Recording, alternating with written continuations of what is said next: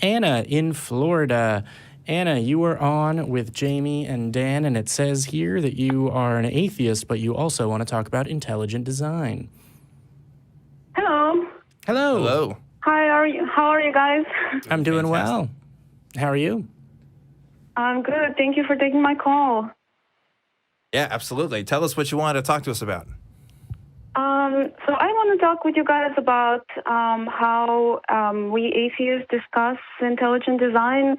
And also, I just really liked the last caller, and I would like to comment on something that they said.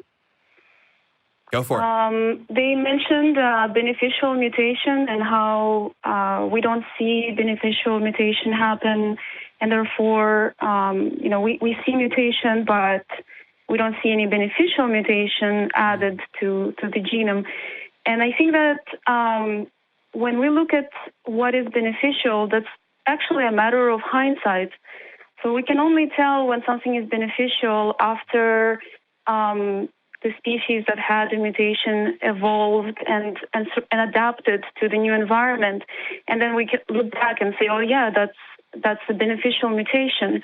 Because, for example, if you see a mouse born with a shorter tail, you can't tell whether that's beneficial or not. And but it might be. So for you, it just looks like a mutation. Yeah. But if they actually thrive and more mice are born with shorter tails as a consequence, you look back and you say that's the beneficial mutation.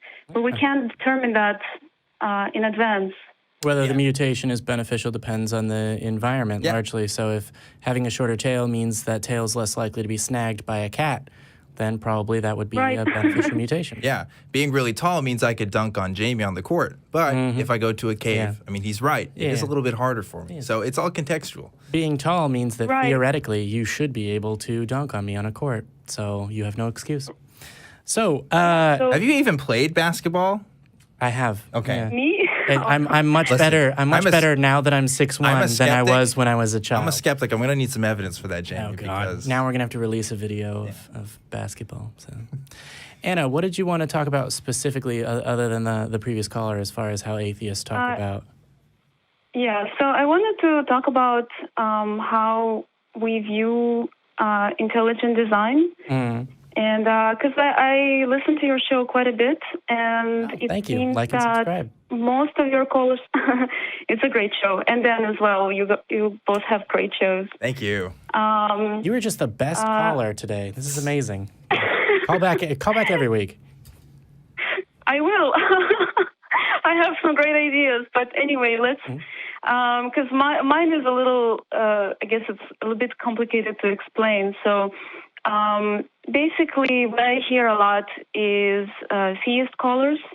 A big chunk of them is convinced in the existence of God based on the theological argument, which is things appear designed, and therefore they have to have a designer. And the reason they bring up that argument is because they see complexity.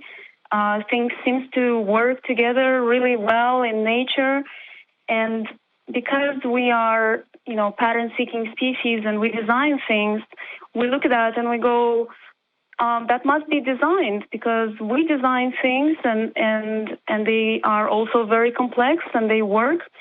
So if nature is complex and it works, then there has to be a designer, right? But the thing is that whatever example the theist callers usually bring up, which is something like a car or a watch or a painter who painted a painting, all these examples they can actually be used to prove the process of evolution. Because if you, for example, take a car and you say, oh, that seems like an intelligent design. It has all these parts and it works so great together. It must have a designer. But then if you really think about it, who designed the car? Who is the designer of the car? And what car are you talking about? Are you talking about the latest model?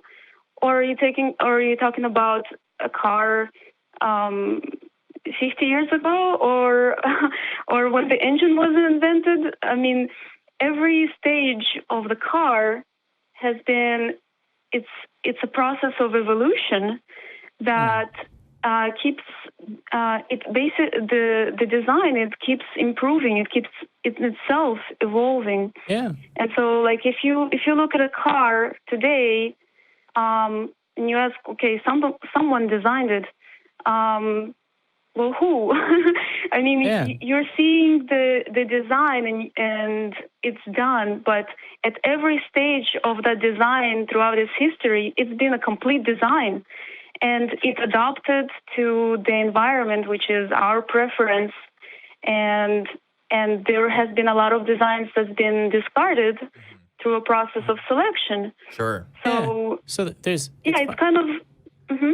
It's funny because what you're giving is another example. Sorry for cutting you off. Of a kind of selection process that's is sort of parallel to the way that biological natural selection occurs, which I think is a good tool for explaining how evolution works.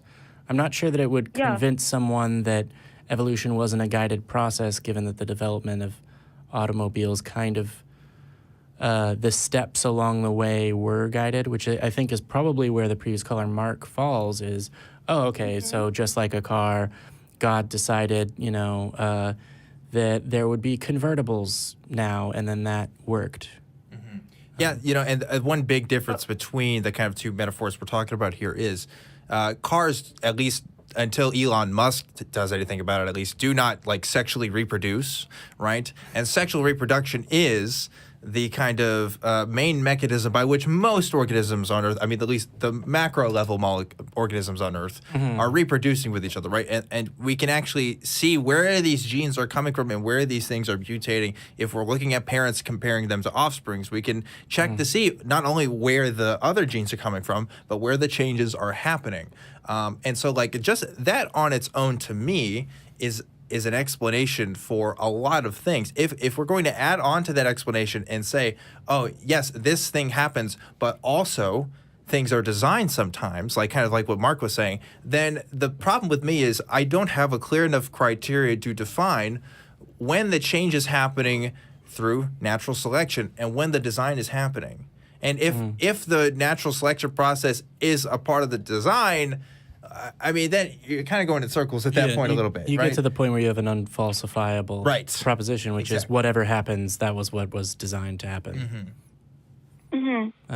Well, you also mentioned that in the process of design that humans go through, engage in, is guided. But I think that a lot of times what happens, which is kind of analogous to random mutation, is we can stumble on a breakthrough in technology, and and sometimes it could be something that we build, and it turns out to be not a great design, and through process of selection.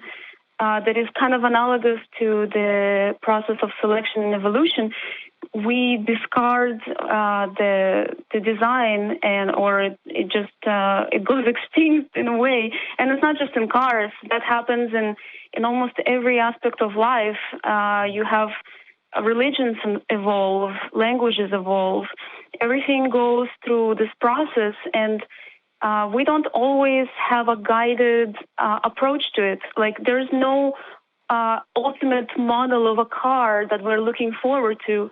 We just kind of, try things, and if they work, they stay. And that is kind of how also the biological evolution works, where things, random mutation can be beneficial, and if the organism uses that to survive and thrive, that trait later becomes a common trait amongst the whole species. The same way that, for example, if we keep using the car analogy, is how all cars have four wheels. That comes from a carriage. And that's a trait that we haven't discarded because it worked, for this particular, aspect of technology. Yeah. But really, the point is that everything that we give as an example for design, including design itself, goes through the process of evolution.